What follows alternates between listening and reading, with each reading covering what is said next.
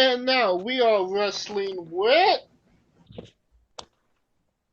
Monday Night Raw from Madison Square Garden. And all honestly, this may be the first time I've watched Raw on Monday kind of straight through. And honestly, it was a pretty solid show, if I have to say so myself. What are your thoughts, Kaliko?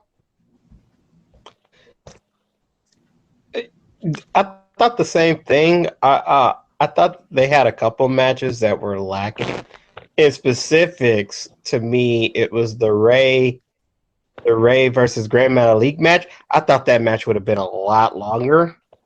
But other than that one, it pretty much was really solid. I'd say the best match was the tag match with the Boston Hug Connection versus basically Becky and Charlotte, because they kind of let them go long. Yeah. And it's like they let them. I think they started at the top of the hour, I want to say, and they let them like run that thing a good 20, 30 minutes. So it was really good, like, for them to get that exposure, because they're basically doing what we thought they would have done maybe 3 years ago, but better late than never. And Mitch? Okay, I believe this week was a step down from last week and the weeks before. Raw has a consistency with Heyman at the helm. It's pretty strong, but even Raw had a little bit of dip, in my opinion, from the quality of the last few weeks. Not much, but a little bit. Real quick, Baron Corbin.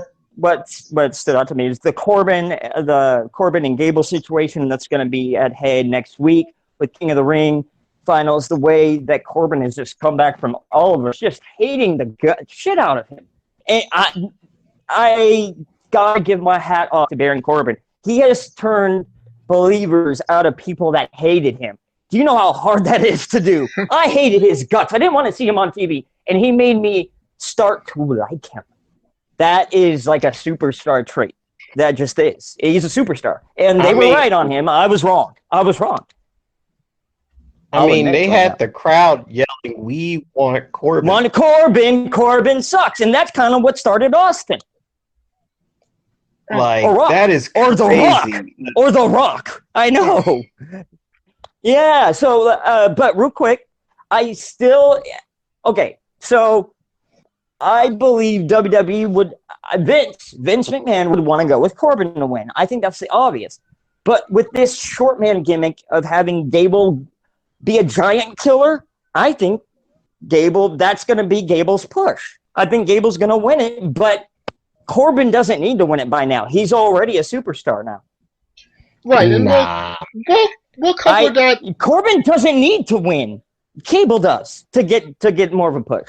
You think Corbin's fine if he loses? I think. We'll cover as long as he loses by DQ. We'll cover that a little later, but my thinking of it all is that WWE is a babyface territory, and Chad Gable is a babyface. But they ended Kurt Angle's career. They ended Kurt Angle's career at WrestleMania with Baron Corbin, though, and everyone hated that. So it can happen. It can happen. Right. But how many pushes are they going to give Baron Corbin before they love him. Give him up? What are you? Okay, I'm confused. He's just getting hot now. What are you talking about? Vince is probably riding his jock now more than ever. Well, they gave him the money in the bank, and they made him lose it in like 30 seconds. Because he probably wasn't ready in Vince's eyes now. Vince sees, I shoved him down everyone's throats, and they hated it, and then he made them love him. And so he's probably going to kiss Baron Corbin's ass even harder now, man. Are you kidding me? I will say one thing about that's what I think. He is consistent when he wants to push somebody. He's consistently stubborn. You're damn right on that. Yeah. But yeah, real quick, SmackDown is the drizzling shits. And we will cover that later. The drizzling shits. And but real quick, what I had to say is, and that's unfortunate because it used to be the exact opposite around. It used to be that Raw was the lesser show in terms of quality in the early 2000s when the first brand split happened. and that SmackDown was the better show in quality. And you know what I think the common denominator in that is? Paul Heyman. Because yeah, that's definitely because Paul Heyman wrote SmackDown back then, and now he's writing Raw now. I'm not afraid to admit it. I never met the man, but I'm a Paul Heyman guy. Same here. And let's start off Raw.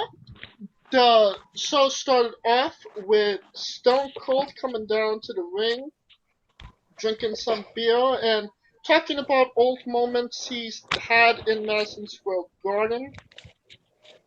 When I see Stone Cold, I don't kind of want him reminiscing, but about what he's done, but I'm still not going to be mad at him for doing shit like that. He's Stone Cold. They gave him Mike and yeah, he's done so much for the WWE. Sorry, go ahead, Clicko. What are you saying? I know it's not in his wheel. I get what you're saying, but I mean, I guess they're one to up the significance of how important it was that they were at the Garden. Because to be quite honest, since the Barclays came, they kind of treated like a stepchild, bro. So they gotta show the relationship that they have with MSG. But real quick, I want to contrast what happened with Austin on Raw to what happened with Undertaker on SmackDown. No one gave a shit about Undertaker. He came out, he did his usual thing where your souls will rest in peace. Choke slams him saying, leave. That's it. Rinse and repeat. Austin, yeah, he did his little skit too, but it hasn't been seen like that, where he was like a main competitor, and he was in the ring doing his beer salutes. They haven't seen a lot of that, and so in quite a while, it's not like every week, And he's very exciting, even still. He was just there for he was just there not too long ago when they did the little. But not like Taker, not even like Taker. He doesn't come back. He hasn't had a match. He hasn't been back to the ring. That's what I'm talking about. But what I mean, he gets in. He just plays to the crowd. And he does what he does best, and that's like the best harken back to the Attitude Era in terms of when people say, "Oh, I miss the Attitude Era." That's probably what they miss the most. No. So, well, one of them, then, yeah. I'm just gonna say it. Taker, tad bit overrated. Never been the guy. He's been a cornerstone, but not the guy. He was the guy in the 2000s. What are you talking about? No, he was for not. Sure, dude. Triple, bro. It went from the menace. Nah, we're gonna have to agree to disagree. To Hart, to Michael, to Austin, to Rock, to Triple H, to Cena. Okay, this is why I say you're wrong, because I don't care what you say. Yeah, Triple H might have been the leader to Vince McMahon, but to that damn locker room, it was The Undertaker. He kept them all in line, and that's just a fact. Yeah, there's a difference between being the leader and one kisses the boss's ass, and the other tries to inspire the boys. What would you rather have? And the one that gets money in my pocket, that one. What if both of them do that equally, and one does it with more respectful tactics? That's all I'm saying. One does it with undercutting tactics, where he kisses the ass's boss and then marries his daughter to get into the business. Sorry, I had to. Austin, after the reminiscing, Austin introduced Braun Strowman. Strowman offered to shake Stone Cold's hand, but Stone Cold did not accept it and introduced Seth Rollins. And that's an interesting little snippet in there. Smart move. Right. Essentially just showed that. Yeah. No, it just showed like the whole he was out there for the business. So that, I mean, and it made a moment where it was like, yo, Braun might knock his teeth out for not shaking his hand. You never know, man. Not to me. I mean, pretty much, because like when they were like, they've taken off, like the crowd's kind of know. But to me, they've taken all the viciousness out of Strowman. It's like predictable by now, in my opinion.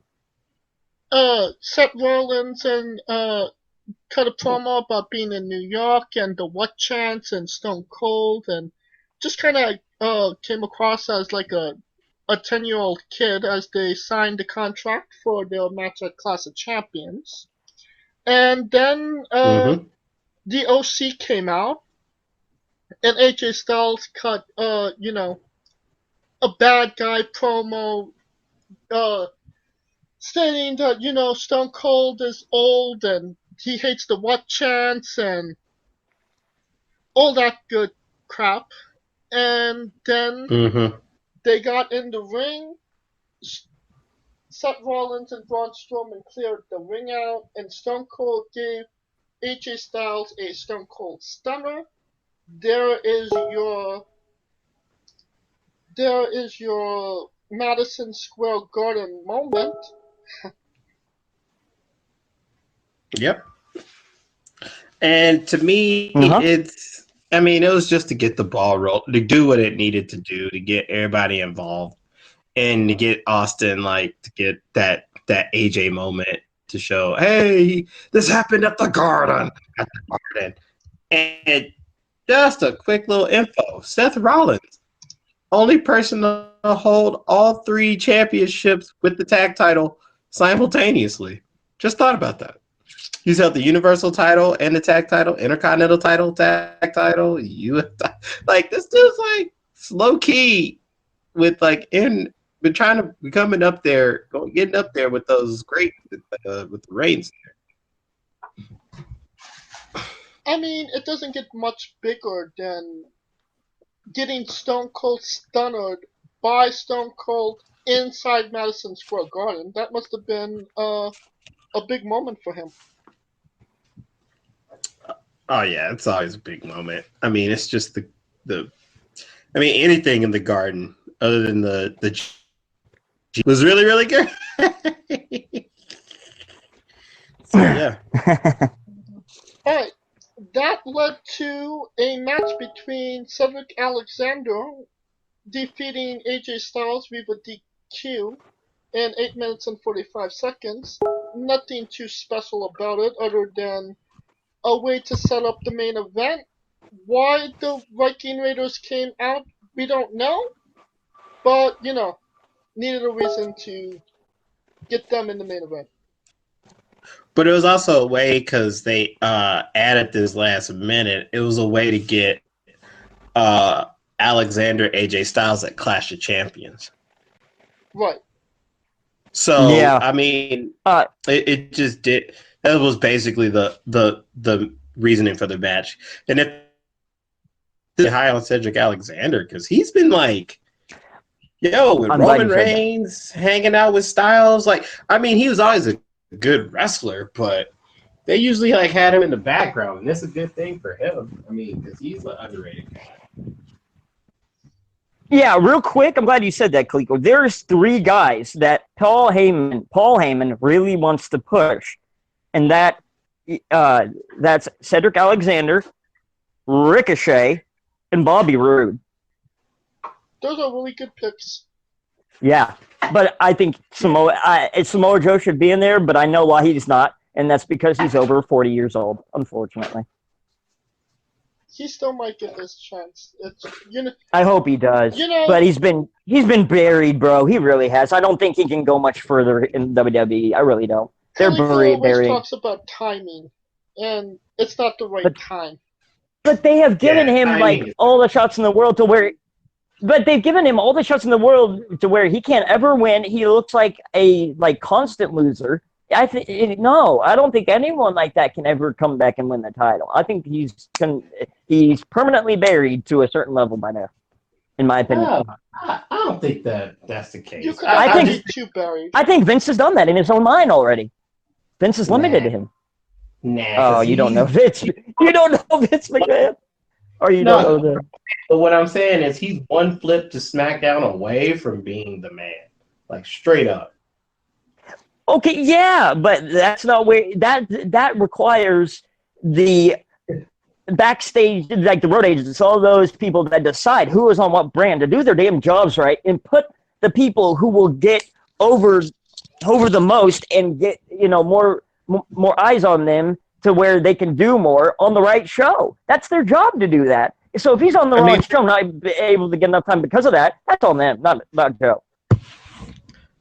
I mean, the fact that they got him he was literally in the semi. My thing is this: after all those title shots, he was literally in the semifinal. He was in the semifinals of the King of the Ring. So what? That was a tease.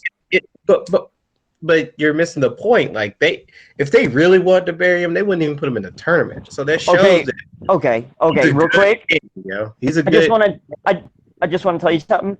Bob Hawley in 1994 won a match in the King of the Ring tournament. Okay, I'm just letting you know, jobbers that they call jobbers do it all the time. They'll win a match or two. Doesn't mean anything. It's just for purposes. A little bit different though. Next match. I see where you're coming from. That's just what I believe. So, yeah. Next match, Raw Women's Champion Becky Lynch and Charlotte Flair defeated SmackDown Women's Champion, the Big Bad Booty Bayley and Sasha Banks in 17 minutes and 24 seconds. Honestly, this was the match of the night. Pretty much. Real quick. It was a great match. I'm not gonna lie. I didn't expect that good of a match let me say it wrong. I said it wrong. I expected we've seen this before kind of thing, but they pulled out some stuff that it wasn't like the same old. It was a good match. Well, you may have seen it before, but you haven't seen it in this incarnation of these characters. The man. No, the only change is Bayley. The only change really is Evil Bayley because Sasha's always been a tweener kind of in the past. I don't think she. Can we just get this out the way? I don't think Bayley's being evil. Oh no, I know. I can't understand that. They still have the hug music, and they still have her being nice as shit. But real quick, the only heel act she's doing is siding with her friend. And here's what gets me: she's being a tag along as the world champion. That makes no sense. But I agree with Kaliko. I totally agree. I don't think they'll. I think they'll maybe testing the waters to see. But Loco's always gonna love Bayley just because she's Bayley. You know what I mean? The only thing they're testing at by now is my patience. Go ahead, Kaliko. Sorry. Nah. Go ahead, Kaliko. Here's how I'm gonna break it down. This is how I.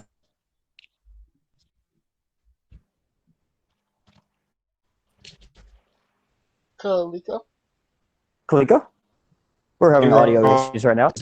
Oh, there you go. You got me? We're having audio issues right now. I'm cutting in and out, or I'm not hearing you right. I hear you now, but. Oh, there we go. Can you hear me now? Yes, we can hear you. Good job. So everyone knows this documentary. Yeah, we can hear you, Kaliko. Bayley and Sasha are best friends. What I like what they're doing with Bayley is it's not a heel turn. People think it's a heel turn, but it's not a heel turn. What best friend would you not have their back thick and thin? Whether you think it's right or wrong, you still have this thing called loyalty. Playing the loyalty card, which makes people think it's good that she's being loyal, but it's fucked up that she's being loyal to a bad bitch like that. That's like the greatest thing that they could have done, because I hate it when they just go straight heel and full heel. This is something where any human being on earth, whether everybody on earth had that one friend that you knew good and damn well wasn't good for you, but you were still their friend through thick and thin. And that's what they're playing with Bayley, which is totally relatable to anybody in this world. Okay, real quick. I got a good analogy if I say so myself. Yeah. And I had some stuff to add to that. Okay, real quick. I agree in the fact that it's adding gray to the character. Okay, and there's a similarity to that I'll tie in just a second, but hear me out.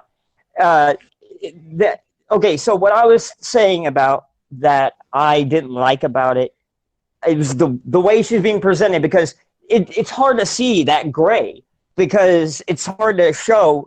Yeah, you have this like menacing act she did, but it was only for her friend. They're kind of doing it, but they can do it better. Now, I believe the right way it should be done is the way AEW is doing that same gray aspect with one person being only face or heel to only one person, and that's MJF with Cody. That's exactly what you just explained, but the AEW form. I think they started it first. I personally think this is the slow burn to do burn, because you forget Charlotte is still technically I think they're going to turn Charlotte slowly back to face. Yeah, that's my point. So people love Charlotte either which way. Yeah, I see that happening. Yeah, true, but go ahead, but it's a slow burn. It's a slow burn to me where they're flipping those two, because Charlotte's been a heel for like, damn, it feels like she's been a heel. I mean, but it's slowly pulling that shit back. It's going to be hard to get people to cheer. It's going to be hard. It's going to be hard to get people to cheer for her, though. Not necessarily. It's going to get at first. I don't know. But not really. I love Charlotte.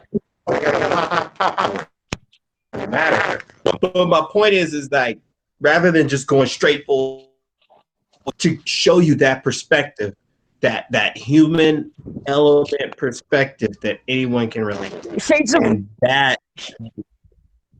that to me, it's not even a shade of gray. It's just like, yo, I'm just helping my friend out. Like that's basically what Bailey said last week. But what I'm saying is use that to make more of a broader, make it more broad to the roster, where it's not just baby faces and bad guys anymore. You can judge for who they are, kind of thing. You know what I mean? Going forward, as we evolve in wrestling.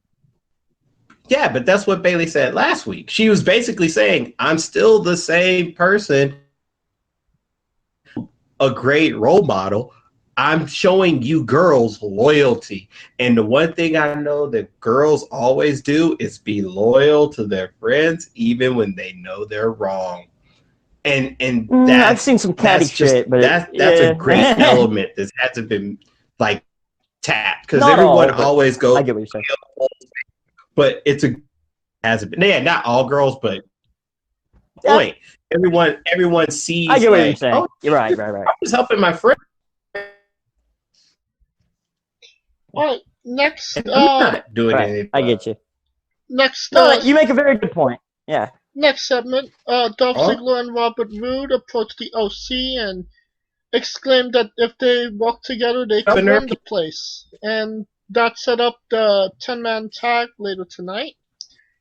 Rey Mysterio defeated Grand Metalik in 6 minutes and 24 seconds.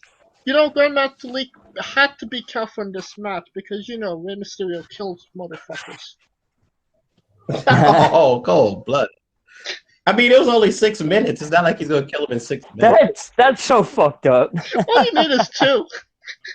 That's so fucked up, dude. Okay, I don't know if I told you that story. I found out about that death literally while we were at the WrestleMania 31 thing we were all at. Like, I learned of that while I was walking the hall. That was crazy. I remember that. Yeah. And, Rey Mysterio retired the other week, and Dominic, said for him not to retire and to keep going. So any deaths that Rey Mysterio caused, it's on Dominic now. The blood's on him.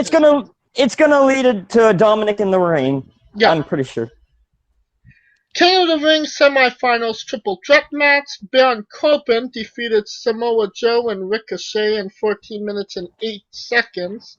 Boo. What the fuck? Like I said, Baron Corbin has really made a believer out of me, but not at the expense of Samoa Joe. I'm sorry. Just no. Well, Ricochet at this point, you're good. And Ricochet, right. You're trying to promote Ricochet. But here's the thing. Give him that King of the Ring crown, and, he's a little bit more over. Honestly, I think that was the original plan until Elias got hurt. I think it was going to be Ricochet Elias in the finals, if you want me to be honest. And then his injury changed everything. That's what I was thinking, and this match fucked that up. Yeah, and then they said, okay, well, this happened, this injury happened. Let's call an audible. Corbin deserves it. Let's see. Gable, we've been doing this storyline where he's a giant killer. So getting him to the final, that'll help him a little more. So unless they were, I don't know. My heart wants him to win, but I agree with you. I think the original outcome was Ricochet, and Elias with Ricochet coming out on top. I'm pretty sure. Natalia defeated Lacey Evans in 5 minutes and 6 seconds. Nobody gives a shit about that. Yeah, I was gonna say real quick. Okay, and it breaks my heart saying this because I grew up. You know how everyone has their first guy, and it's usually Hulk Hogan for a lot of people growing up. Mine was Bret Hart. Bret Hart, until I met him, was my hero. You must have put him on a bad day. Yeah, probably. And I've heard that that's just how he is, but it's all good. But I digress. Natalia has not only is she getting up there in age and her athleticism for the WWE, but I can't stand the Catwoman shit. I just can't stand her. Her personality. Catwoman, she's annoying. I thought she was crazy cat lady.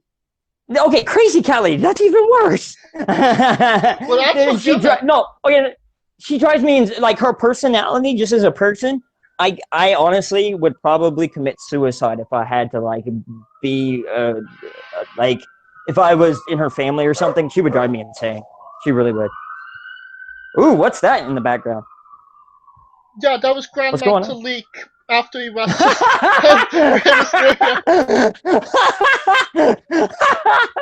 Touche, well done. That was funny. Yeah. That was good.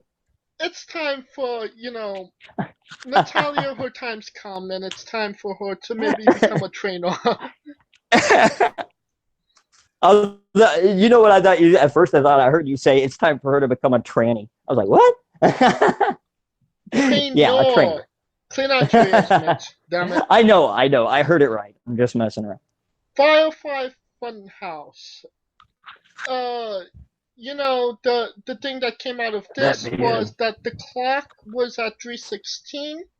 Bray hit it, and it went to 11:19. Well, there's two. Oh, sorry. Go ahead. What I've been hearing is that they think that that's gonna be an Undertaker Bray Wyatt match. God, I hope not. They've beaten that gimmick to death.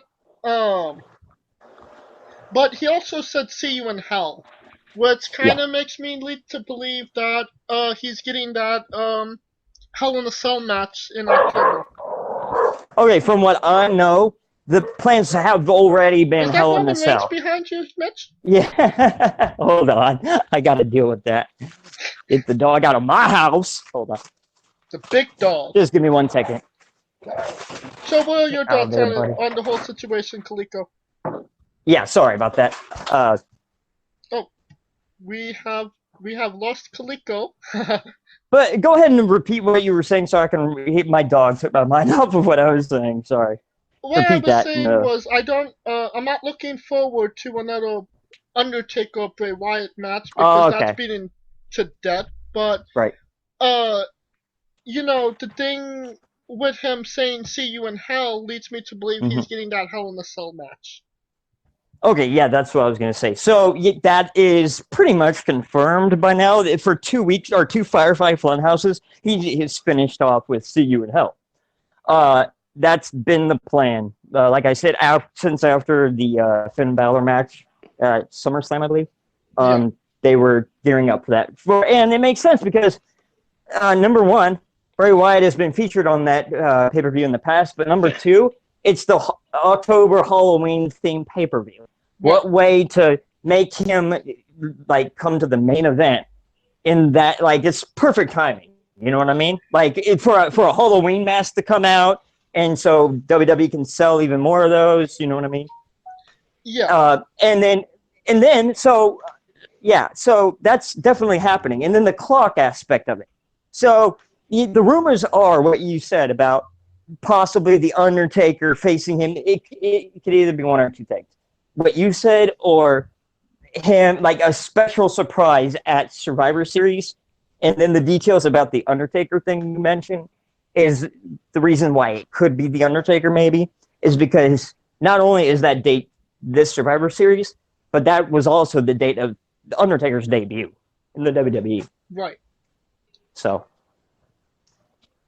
I hope it's Yep. not an Undertaker. I really do. Oh, I'm with you. The only way I'm okay with that is if he is doing it to pass the torch and that's legitimately his last match. That's the only way I'd be okay with it.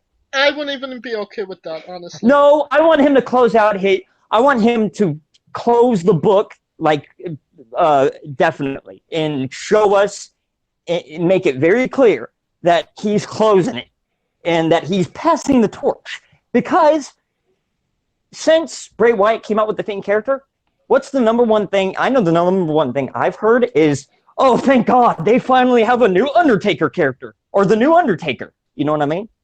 Yeah. So, yeah, a supernatural type character. Right. And so it makes sense that they would clash to give Bray the push, maybe, and end Taker's career. But it's not going to be a very pleasing athletic contest. No. By any means. What about but you, you wouldn't. But you wouldn't need it to be. You want it to be where Wyatt's coming back bigger, faster, stronger, wouldn't you? Right. It's a what do you call it? It's a showcase. It's a showcase highlight match. And for the record, Taker did pass that torch. It was to Roman in 33. But you can't pass the torch. You can't pass the torch if you're coming back. That's my point. You have to. You can't. Hear me out, Cleo. You can't pass the torch. Then in a year, come back and say, "Oh yeah, you know what? I was wrong on that. Let me have that back, please." Nah, he went back. He went back to defend. Shut up. Defend the new big guy. That's what happened. I'm telling you, that's what they're doing. He went back because he's greedy. He's greedy and he wants more money. That's the end of it, bro. I mean, if he wanted more money. If they paid you the amount of money that they're paying him to come and destroy his career more than it already is, you would do it too much. You know what? Oh, well, you're damn right. You know why? Because he's got a wife that's probably got, like... got like the whole city working on his bank account. Michelle McCool, my God, she's so high maintenance. It's not funny. So yeah, you gotta not only provide for yourself and your family, but your wife, who's like a good $1 million a month she spends. I'm sure. No, I've heard some stories. I met her. She seems cool. No, she's very cool.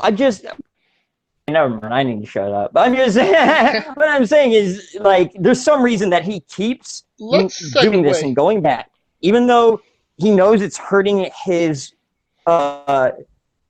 legacy. He said he was gonna not let this occur. So there's got to be some undercurrent in his life that is forcing him to make this decision against his better judgment, I would say. So, and it's none of our business. I will say that.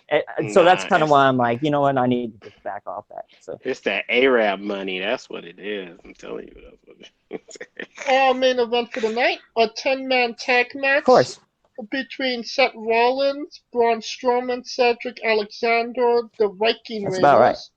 And they defeated AJ Styles, Luke Gallows, Carl Anderson, Dolph Ziggler, and Robert Roode in 19 minutes and 34 seconds.